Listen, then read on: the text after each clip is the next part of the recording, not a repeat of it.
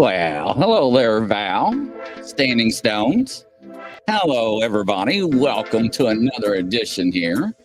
Let's change this up a little twisted. Oh, some smooth, relaxing music. Gene, hello there. Standing Stones. Leonard, Catherine, Brian Barber from Michigan. Hello there. Welcome. Nice to see everybody. Susan F., welcome there.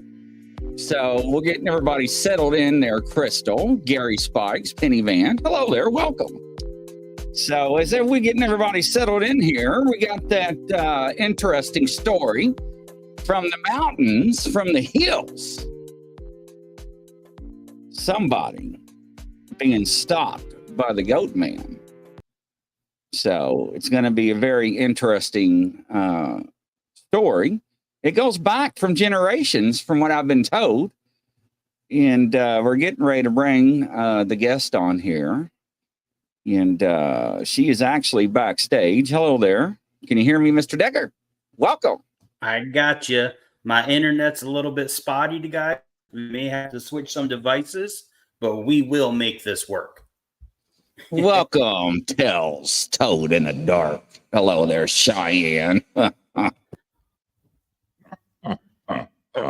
Welcome.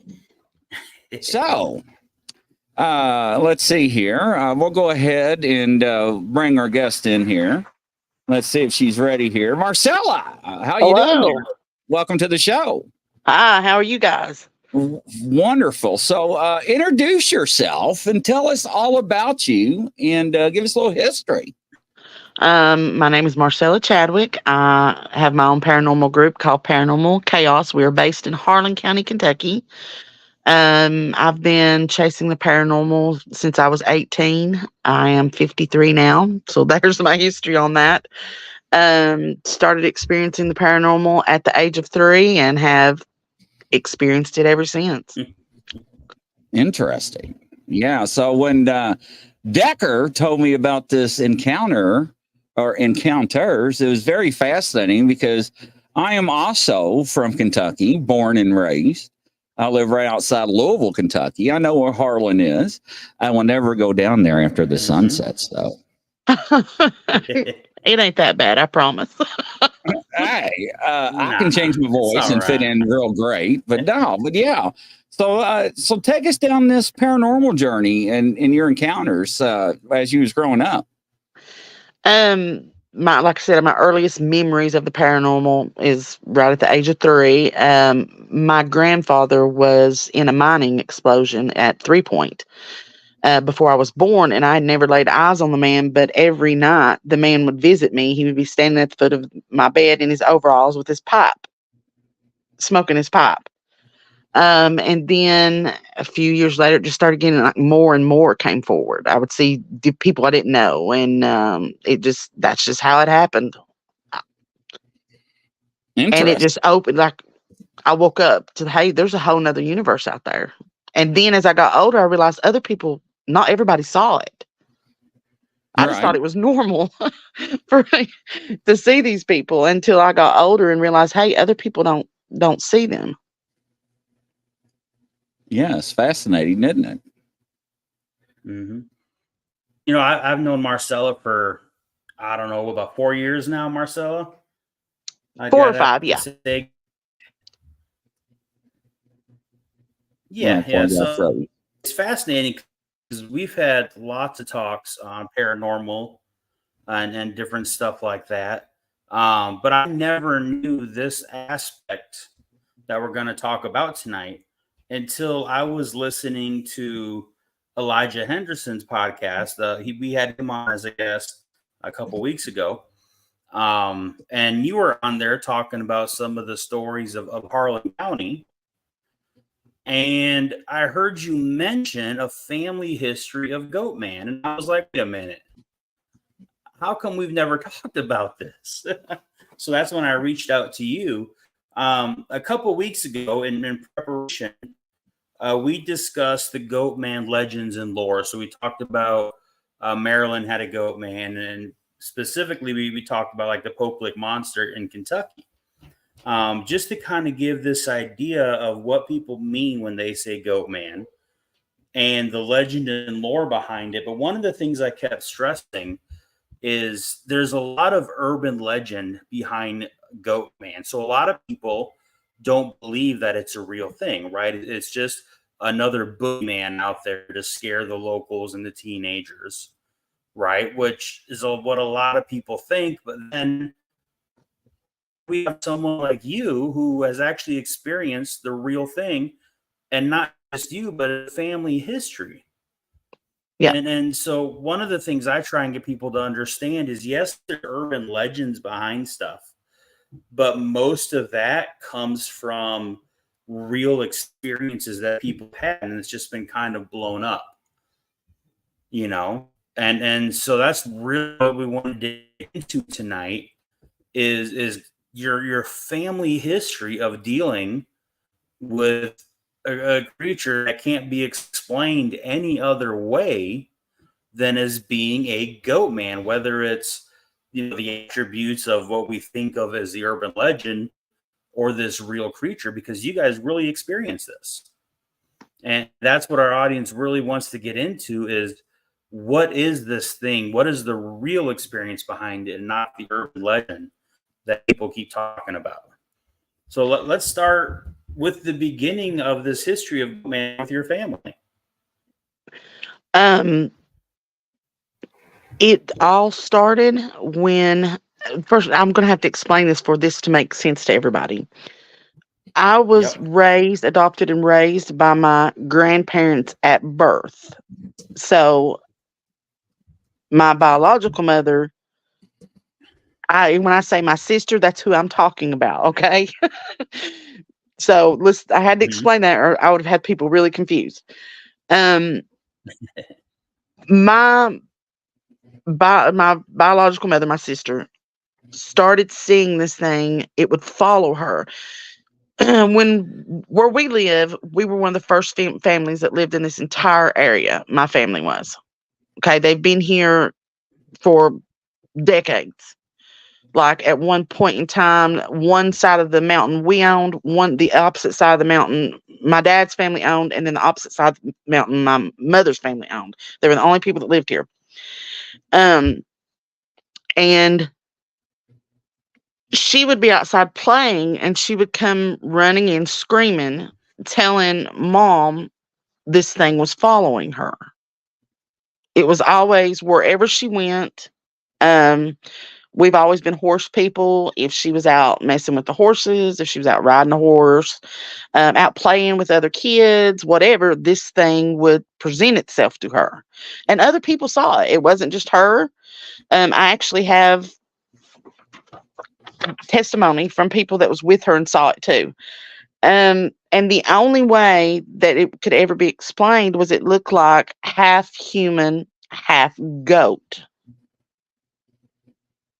So as she got older, the way our house was, we're on top of a mountain, and back then there were no driveways. You had to walk paths to go to school. You had to walk paths to go out on a date or whatever. This thing would always chase her. It was like infatuated with her is what I think. It was infatuated with her. And this happened for years. I think she finally quit experiencing this thing when she was in her late 40s. And when I was a baby, well, I wasn't a baby, I was like 18 months old. My bedroom, it reached up and jerked the window screen out. 'Cause, back then there wasn't air conditioners and stuff. We had screens. I'm old, so we just had screens and windows. And it literally reached up and jerked the screen out. And from that time until I was about 6 or 7, my mom would not let me sleep in a bedroom alone or with a window. So they saw it. I mean, my mom, she's Cherokee, so she had her own belief system, if that makes sense. Yeah. And she called it the devil man, but the way they explained it, it's half goat, half man. Okay, so when we're talking half goat, half man, are we talking like we're seeing on the picture here where it's a humanoid goat, or are we talking more like the Greek faun, where it's That's like half the body is a person and half the body is a goat? Because there's a half goat, half man can bring up a lot of different mental images, you know. So what are we looking at here as far as the description? okay. I will read from her notes the description. Will that work? Yeah, Yes. absolutely. Well, you Okay. can't get much better than that. She estimates it to be 7 foot tall. The bottom half was completely covered in fur from right below the waist down. It was all furry with hoofs, forked hoofs, like a cow. That's what she compared the hoofs to. They were bigger than a goat's hoofs. Okay. They were big, round hoofs. The body was that of a man, but muscular, but a man with a hairy chest and back. You could still see its chest and back. It just was very hairy. So was its arms. Its face was covered in hair, except for the nose was elongated, that of a goat. It had ears of a goat, and it had horns that curled back like a ram.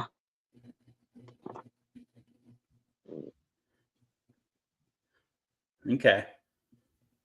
So we're talking like the picture we're showing very fawn-like, except for larger horns. I used to curl back like a ram. Yes, curled back like rams. Okay. Large horns that curls back like a ram. And that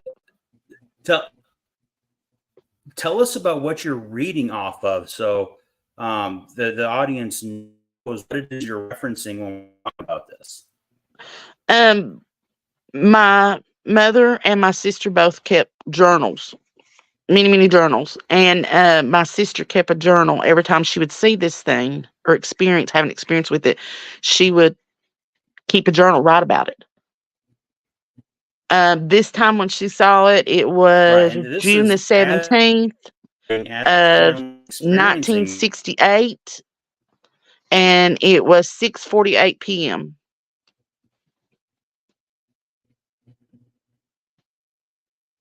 Okay, go ahead. So they kept a journal of everything like that. I have journals here that journals on top of journals. That's incredible. Sorry, I'm losing Now a there little was a bit of connection camping here, guys. I experience want to that point out my that sister had went. I'm sorry. Oh, I was trying to say I'm losing connection a little here.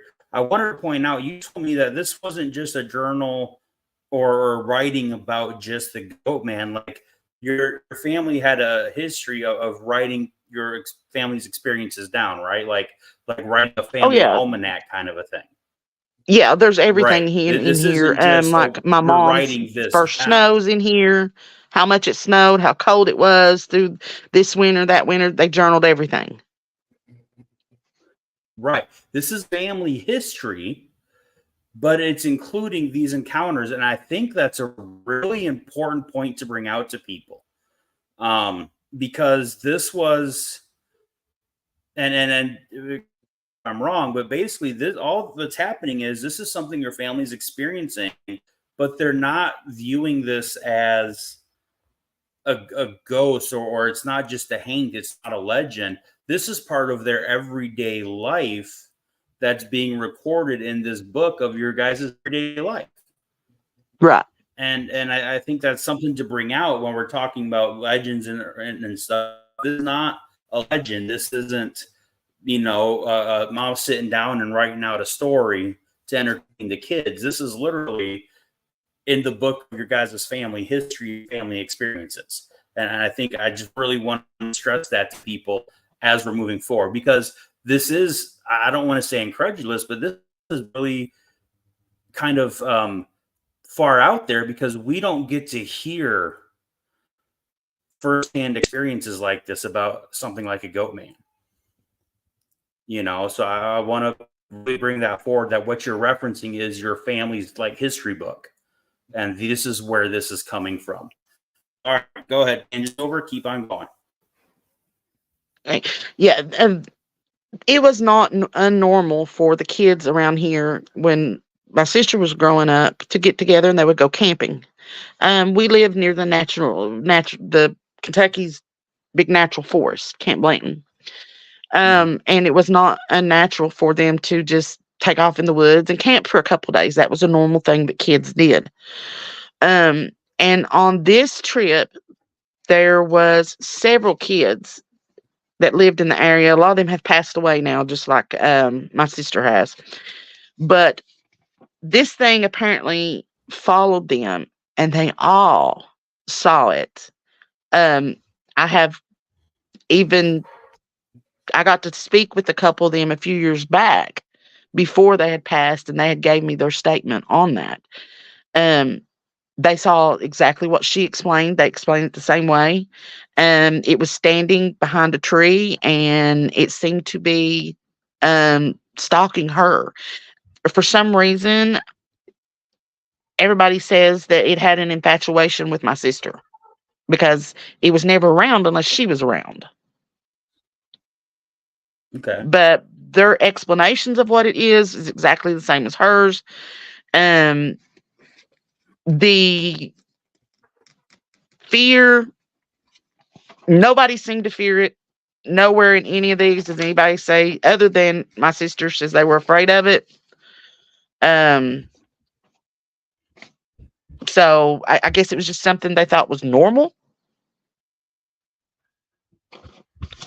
But I've tried to now my sisters wrote it's like several when times you about grow being up. afraid and running from it and stuff. But other people that witnessed it with her, they actually said they went back to camping. They went back to doing what they were doing. They were playing in the woods and stuff, and they just kind of ignored it and went on about their evening and went to bed that night and got up the next morning, and you could see where it'd been all around their campsite that night while they were sleeping. But so I guess it was just normal. There's a difference between something being there's a difference between something being scary and terrifying and something scaring you. If she's a little girl and she sees this thing and doesn't know what it is, it's going to scare her, especially if it's like still coming around and she sees it repeatedly. It's going to scare her a little bit. But that's different than something being big and scary and terrifying. Right. So I think that's probably kind of what the scenario was, is this thing scared her because she realized, hey, this is somehow attached to me. I don't know what it is. It's an unknown. But other people are looking at this thing going, it's not a monster. It's not, coming after me with fangs and a bloody axe like the urban legend is saying. Right. Right. And it just, I asked them, I said, were you afraid? And they were like, well, we were kids, no, not really. We just thought it was our imagination. I'm like, well, it's funny that seven of you seen the same imagination. Right. Absolutely. But they were just not afraid of it. She was scared of it until she got up in her late 20s, and then she stopped. The fear stops. I guess at that time she realized it wasn't going to hurt her in any way. It was just following her. What do you think changed that, though? What event in her life changed for that to stop? I don't know. I don't know. I haven't found any significant reason why it changed, unless she just figured out on her, just came to the realization one day that, hey, it's been here for years. It's not ever bothered me. Was there any religion? I'm sorry, you cut out. Any religion involved at that time? Well, I come from a very religious family. Very religious. So I don't know if I'm absolutely sure she was religious too. We were all raised in church. All of us siblings were all raised in church in a very religious background. So my grandpa was a preacher. My mom's dad was a preacher. So. Okay. That's where I saw the Bible. Okay. Interesting. We had a question up here I wanted to bring out real quick because this is a great question for you, Marcella, Okay. because of your background. It's a little twisted, I think, said, was wondering, could she have been manifesting like, I guess, like a tulpa or just like something that she herself manifests in the paranormal world? Would that could have been a possibility, or do you think that that's not the case at all? I mean, anything is possible. If there's one thing I've learned in this field, anything is possible. Mhm. You know, every female in my family has always had a sixth sense of some kind. um, it was shunned though in their time, and my mom always told me, you know, don't tell people that you're seeing things or things are talking to you because they'll think you're crazy. So for years, I Mhm. wouldn't tell anybody. But after she passed, her sister said, you know, she did the same thing you do, but she never admitted that to me during her lifetime. Her sisters came and told me, said, we see and hear stuff too. We always have. We've always Mhm. experienced um things that we can't explain. And your mother did too, but my mother never told me that. But after finding some diaries of hers, I see that she was experiencing some of the same things I was. She just never Right. talked about Well, it. I want to point out something really important about the manifesting thing is you guys have experienced, your family has experienced more than one of these, Yes. right?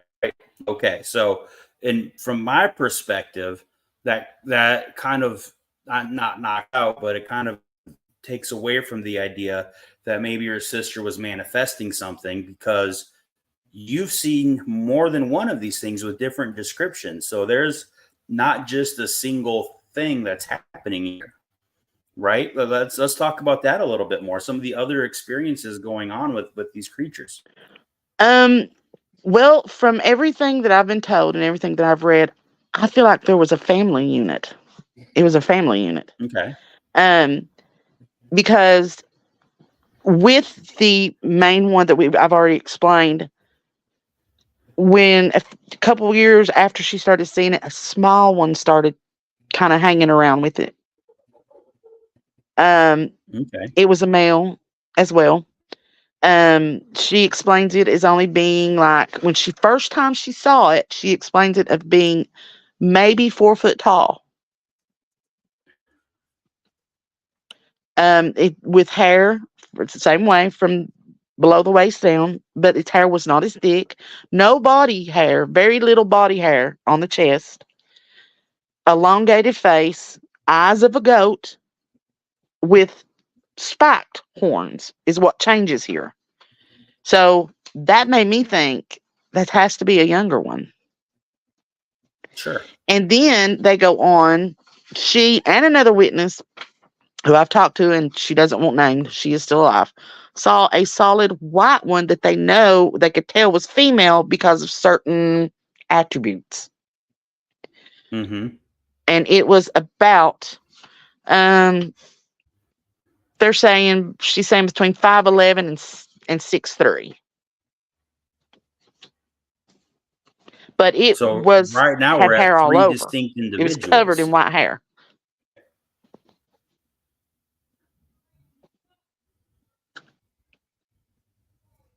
That's interesting. A little twisted wanted to know, did she start talking about the experience in her 20s and that's what made her fear go away? Was she more expressive about it and not hiding it? And maybe that kind of helped her deal with it a little better? No, actually, she stopped talking about it. Okay.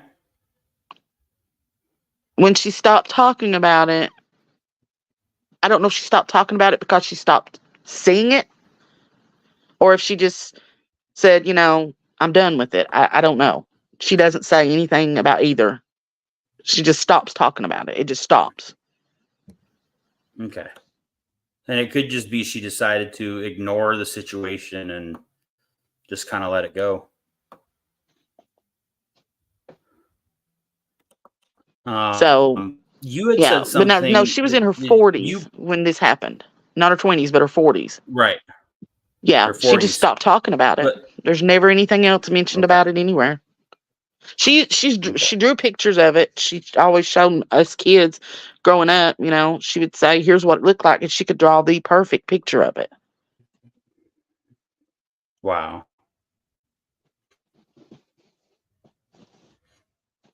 That's again, you guys, you rarely hear from anybody that has this kind of experience. Like we hear about Goatman, we hear about Bigfoot, we hear about Dogman.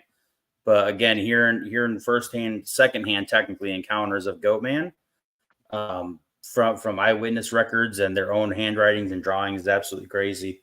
I'll be working on getting with Marcella on getting some of these. She has graciously offered to send me some photocopies or images where I can help take a look and get into some more research on this.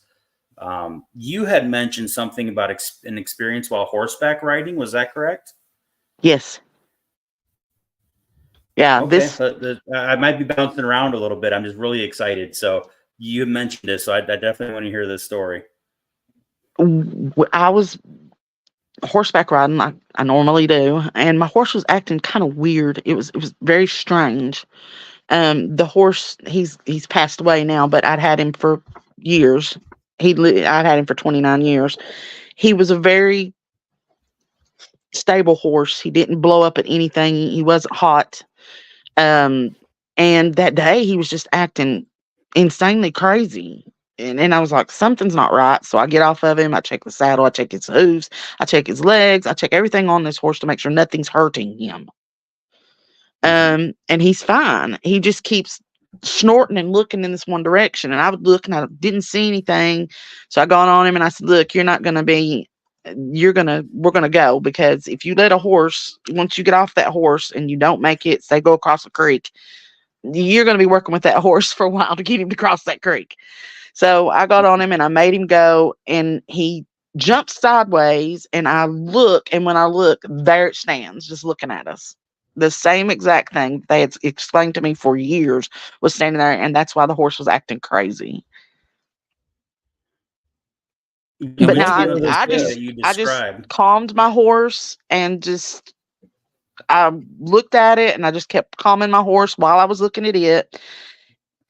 And it makes this sound almost like, how do I explain this sound? It's high pitched, not a whistle, but almost at a whistle. But it kind of sounds like a baby bobcat or something crying, but it's more robust. Does that make sense? Yeah. What year was this happen? This happened, Rhett died in 2017. This happened in 2013. Interesting. And the So one that you saw, what was the description of that one? Which one of the three? What was that one looking like? It was more like the first one, the older one, but half of its horn on the left side was missing, like it had broken off or something. And Okay. I just sat there on the horse, and just as long as I looked at it, it looked at me. And something came by me on the other side. You know how you catch something out of your peripheral, and I turned to see what that was, and when I looked back, it was gone. Okay. Wow. But I was trying to soothe the horse, but it was like reacting. Does that make sense? right. Yes, Hmm. absolutely. So yeah, that was full on, maybe 20 foot from me, 25 foot from me. And it just stepped out of the wood lines, just out of the wooded area, just stepped right out. But like I said, half of its horn was missing. That would be the only difference compared to what she claims she saw as well. So we're talking the big full size one, 7 foot ish, Yeah, the big 7 foot curled tall. ram's horns. Yeah. Like a fully mature, if we were going Yeah. to go with that. If Like they a get fully any mature bigger one. than Okay. that, they'll give Bigfoot a run for his money easily. Right. Right. So yeah, that's he was good. It was good size. Wow. Brian Barber's asking, did any of them have any type of weapons they were carrying or anything? No, no, Okay. That's not even any descriptions that I've ever read or seen from anybody that saw it. No. Sure, thank you. But was there Miss- any other specific incidences written out in these books, these histories of your family? Because I think the ones you mentioned to me we've covered, but I know you said there was more. Oh yeah, there's a lot more. I just pulled out the main ones that we had talked about. Mm-hmm. It's all through her journal. Experiences, like I said, they started when she was really young. She would be out in the yard playing. She writes down about seeing it. She would be walking home from school and hear something behind her in the woods and turn around and it would be following her. It's just experience after experience after experience on her end.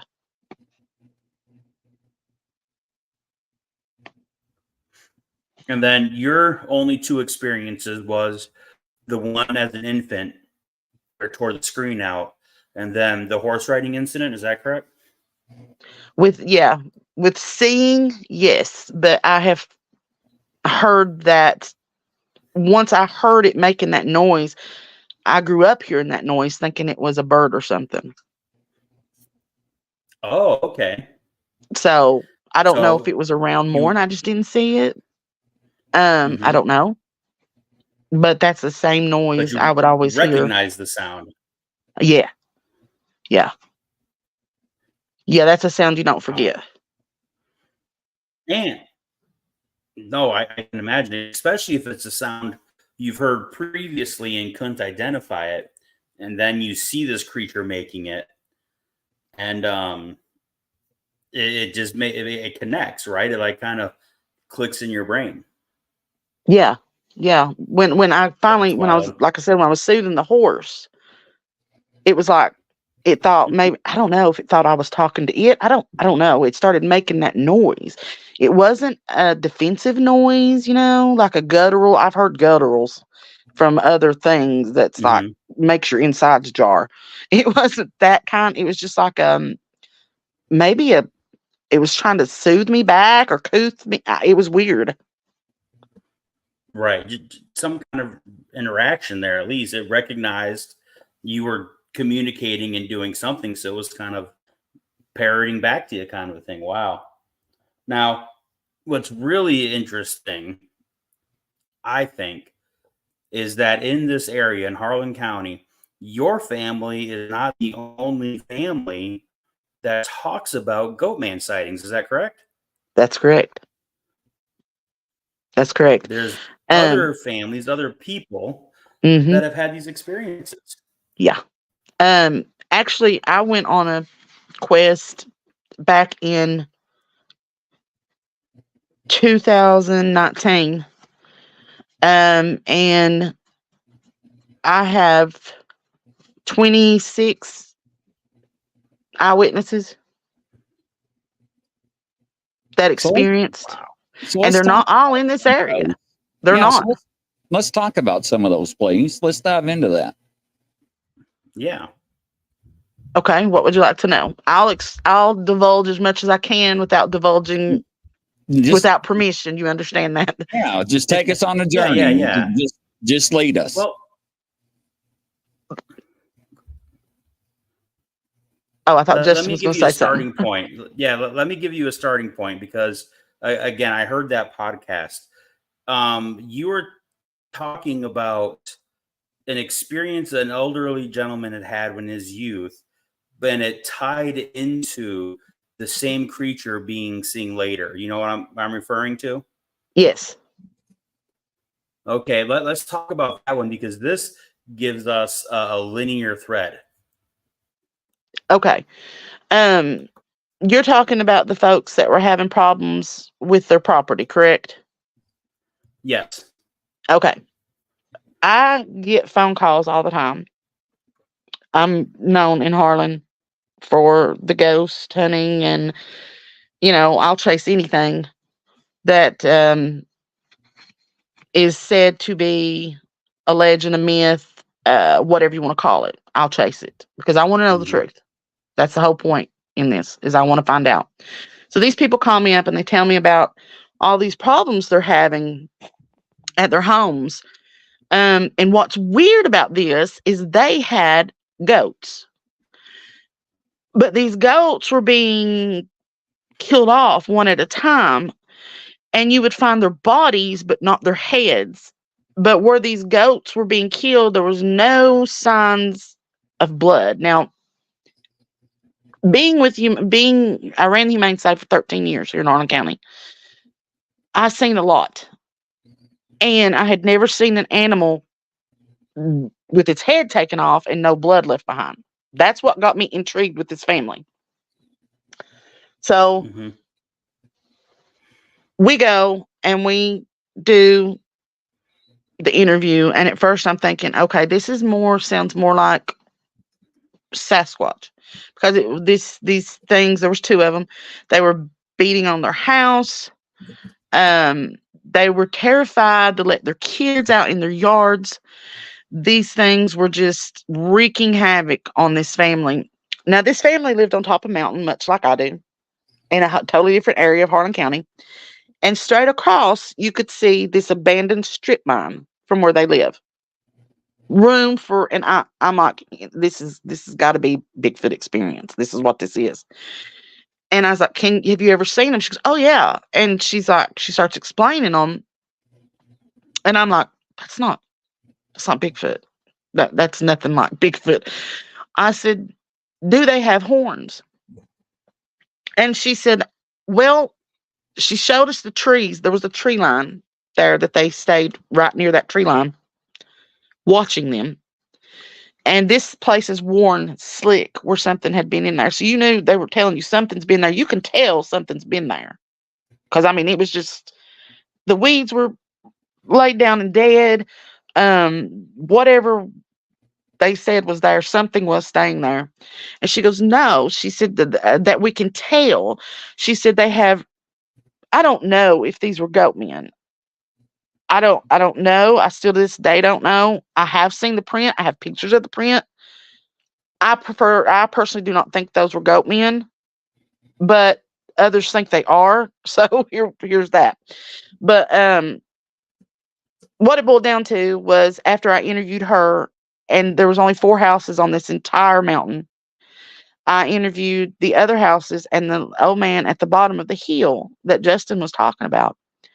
I stopped to interview him, and he was in his late 70s, early 80s, I want to say. And he says to me, he goes, young lady, I don't care to answer your questions, but if you start talking about these things, they're going to start coming back. He said, that's what happens every time. Every time somebody talks about these things to somebody else, they start coming in and aggravating everybody.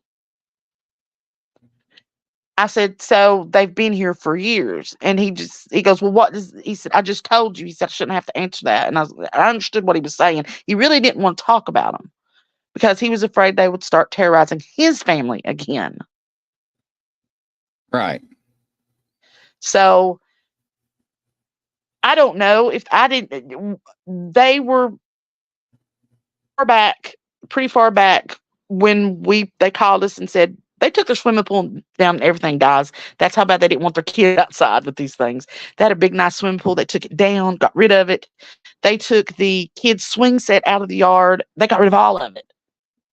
That's how scared of those things they were. And they called us and they said, these things are here. So we take off, and this is like a 45-minute drive for us. And I'm like, when we get there, they're not going to be there. We pull up in the way, and I see 2 things that look like they're sitting or laying on the ground at this area she points out, because she just comes out the door and kind of points and then shuts her door back.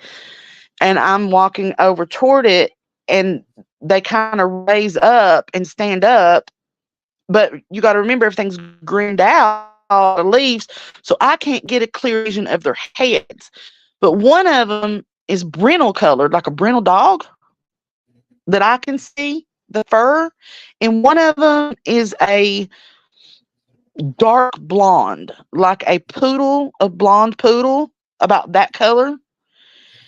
And Okay. I just kind of squat down, and I'm trying to see more of them. Is the reason I squat down. I can see up under the tree limb, but they're standing there. They're there, but they're not close enough. So I reach for the gun because it has a scope. I can see good through my scope. There's not much I can't see. You know, it's a Lapua. We got pretty good distance, pretty good range with the scope. And when I did that, it's like they knew what that was. They knew what that was. And the one takes off. The brindle color is gone. I don't have a chance to even see what much of it, because as soon as it sees me reach and get that gun, it's gone. And I said, "What are you?" That's what I said to it. The yellow one yellow color one squalls, turns, and I can see it has a tail. I wouldn't think Goatman has a tail. This thing has a tail. And we come home.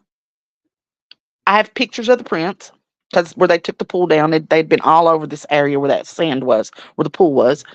I have pictures of the prints. And like a week later, my husband called me from the barn. He said, "You need to get to the barn right now." And I'm like, he goes, "Horses are okay, but you need to get to the barn." So I go to the barn, and he goes, "What is that?" Now, there was something very distinctive about one of the footprints that we saw that day. It was like one part of the foot was missing, something had happened to it.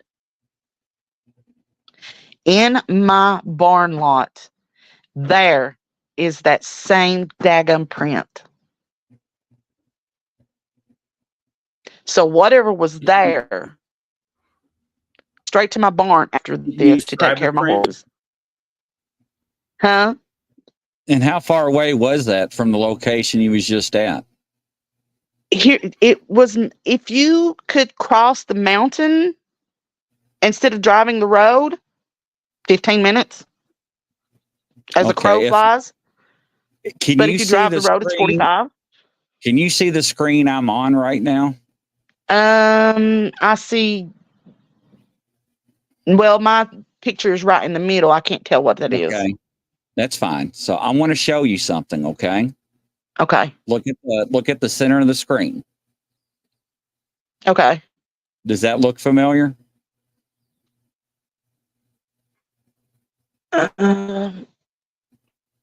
It's so tiny, I can't tell anything about it. I'm sorry. Are you on the phone? I am. All right. I want to send that to your messenger. Okay. Okay. Yeah, I'll be able to see it that way. Or I'm going to send it to Justin, and I'm going to let Justin send that to you. All right. All right. And I want you to look at that. This is where I got Johnny and Elijah involved, because I didn't know what I was dealing with here. So I called them up, gave them all the descriptions, gave them all the eyewitness descriptions, and they said, "Look, you're not messing with a goat man. That right there, you're messing with dog man." And Johnny told me, he said, "I wish you'd have never interacted with it." He said, "Because you're going to have problems with it." And it wasn't, like I said, a week that the tracks showed up at my barn and my horses were acting beyond crazy. Let me know when you get that sent, Justin. Yep, I sent it to you. Okay. Yep, there you go.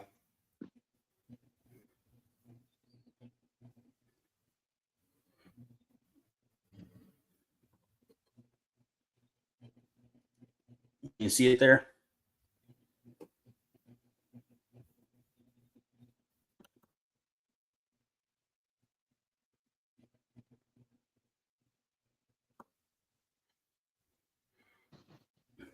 Hey, did you hear me?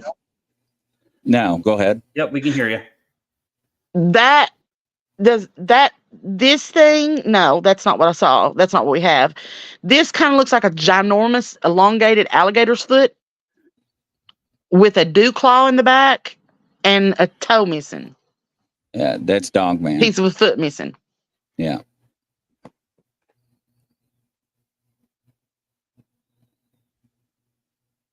So that's not what I was referencing, but that is still a fantastic experience and petrifying when you can identify an individual footprint and how it's around your property. That's terrifying. Now I don't know what it was. I can't say it was Goatman. I can't say it was Dogman. Right. For all I know, Right. it could have been two Sasquatches. I don't know what they were. I just know the colors and that the one had a tail. And then those tracks showed up at our barn a week later. Well, that's the to me the scary part. Not matter what it is, it's the fact that it's the same. You're identifying a specific individual from one location to your location. So regardless of what it is, it's still creepy that it's also on your property. And it didn't really bother me because of the area, but it didn't bother me seeing it. It didn't bother me going and investigating it. I was not afraid of it, but when it showed up at my barn, I kind of got a little iffy. Mm-hmm. That's when the chills kind of start coming up your back. Like, wait a minute, what have I done? Sure. What about, so you said you had 26 individual accounts. Do you have any that are definitively your Goatman? Lead us through some of those and tell us more about some of those. Oh, yeah. The people I have interviewed about Goatman, the only thing that changes, there is a little measurements, of course. Nobody's going to get the same measurements. You can have 400 people witnessing the same exact thing. They're all going to give you a different size. Right. That's different in a lot of them. A lot of them match, a lot of them don't. How much it weighed, of course, nobody's going to get that right either. But, I asked that question in general just to get a general consensus, if that makes sense.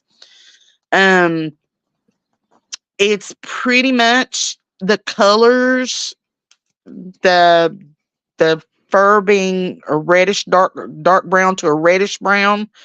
That's the only variant in the fur color. Three also saw the one with part of its horn missing, but the others don't say anything about the horn missing on the one they saw. There is 3 of these. Let me go through my notes right here that distinctly say that what they saw was female because of certain characteristics. Just like my family said that you could tell it was female, and other people that had saw it in my area, you could tell that was female because of certain characteristics. There's 3 eyewitnesses to a female, knowing it's a female because, well, let's just say it, she had boobs. That's kind of obvious. So Justin's laughing at me. He's like, you never know what's going to come out of her mouth, guys.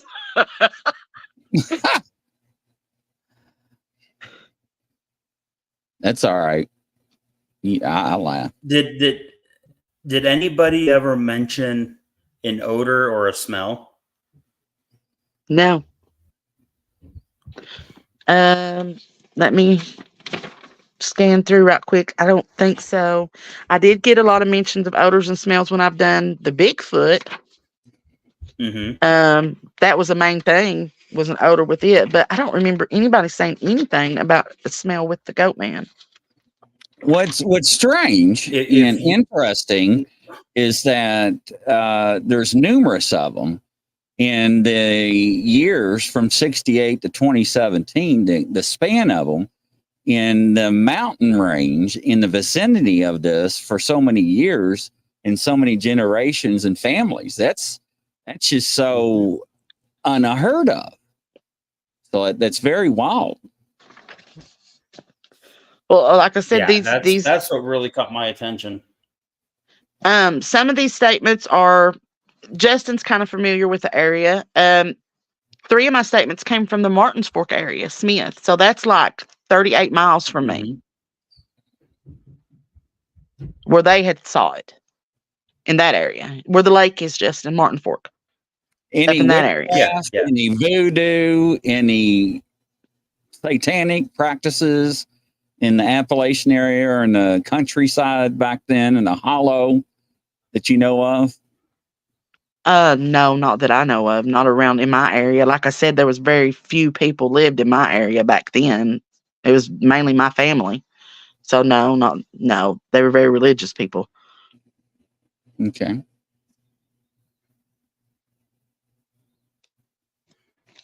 Yeah, one of the things that I have noticed in rare reports that we get of people saying they've actually encountered one is I never have heard yet of a smell or an odor.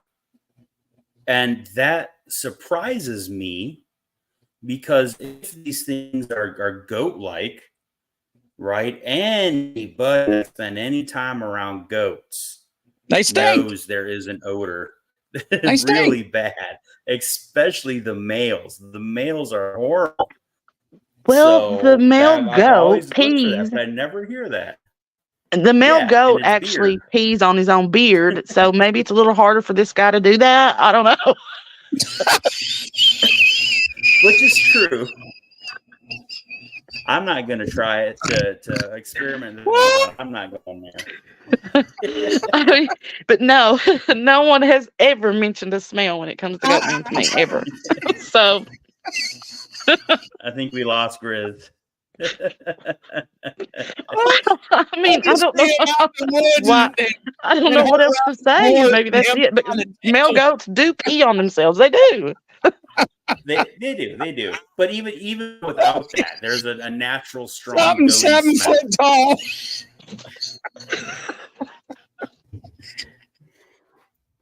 I get the feeling that's going to be a soundbite on one of his upcoming intros. Yeah, unbelievable. Look, little Twisted done went in the damn ditch. So did Penny. So I'm not the only one. Henry's like, come on, Grizzly, show us. What the hell, guys? Damn. You ask. That's my best explanation. Is maybe Sean's like, I'm a little taking trouble reaching it. I don't know. Oh my gosh. Well, I can't put what Jeff said, but it's on the board. Hello, Joanne. Welcome. Joanne just came in at the right time. So hello. There's the tow truck. Somebody done called for it. Unbelievable. Anyways. Man, but yeah, Marcella, we're gonna have to get together and I'm gonna have to pick your brain. We're gonna flesh this out. Obviously, we'll keep the anonymity that we need to get some of these stories, and we're gonna put them in the book. Did you really have to say flush? Poor Grizz, is he okay over there? I said flesh. Oh, I thought you said flesh. He lost it. Is he all right? Flesh. Oh my God, my ribs hurt. I did thought he said flush. I'm like, what the hell, guys? Oh my God, poor audio listeners in the morning. I feel sorry for you. Oh, I know, Twisted and Penny Van. So Penny Van's got a question. Penny Van's asking you, would you ask this lovely lady if she's aware of a young woman named Anna around her? She's in her early 20s and very quiet and nice. A what named Anna? A person? Young woman in her 20s. It's very nice. A young woman. I'm sorry it cut out. I thought there's a nice goat man. I want to meet her.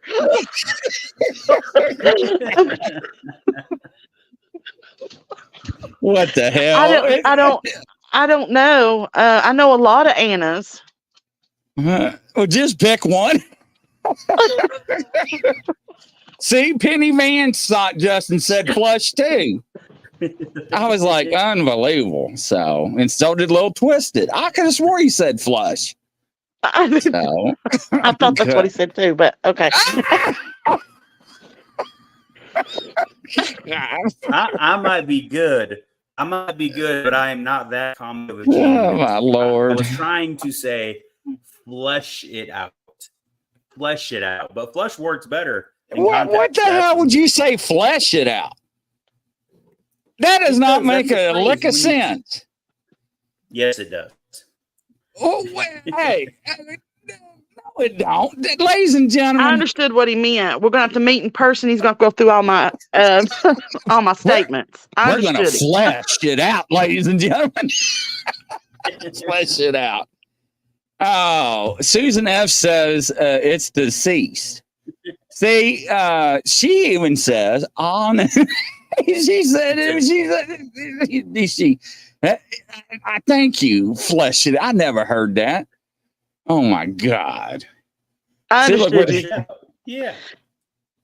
I know, Penny fan. Flesh is a real thing. That's dead. There's about, okay, let's see. I'm trying to think if there's any Annas in my own my personal cemetery. When you live in a small town, that you know every Anna. So just like I know every Bob and Tom. So yeah.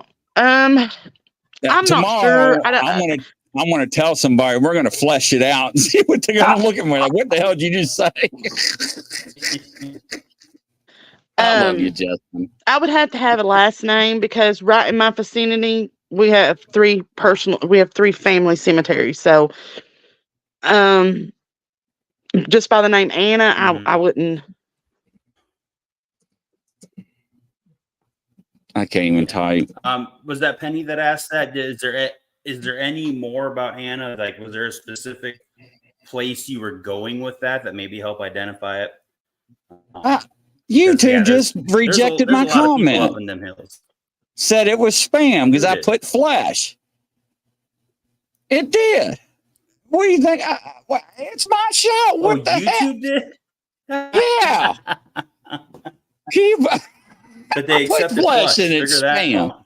We're gonna have to hop to that thing, man, Grizzly. So they'll quit doing that.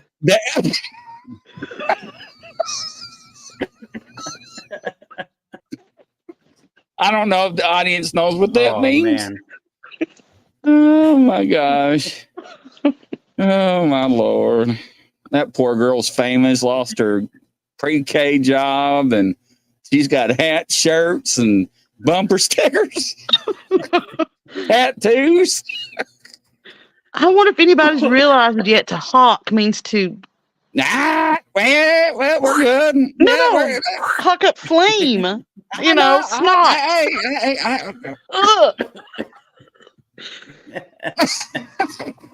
Anyways, I don't have a beat button. I got to get one of those too. Oh my! Anyways, ladies and gentlemen, so round of applause. Thank you all. We're going to end the show on that note. Thank you, Marcella. Poor Justin's blushing. I don't think anybody in the audience knows what we're talking about. Thank God. Marcella, I'm not have a heart attack over here by laughing so hard. Hey, I can't do mouth to mouth. Not from that far away. Marcella, this is a spirit of a young woman that is very attached to you. I can almost see her. Oh, she's medium blonde hair, so she's reading you.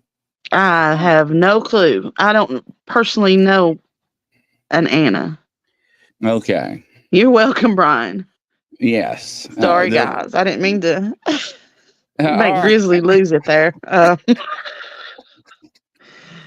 right, lady. So is there any way that people want to follow you or get a hold of you, or is there a way that you want them to, or? Yeah, they can go to my Facebook page, Paranormal Chaos, because as you can see, I am chaos.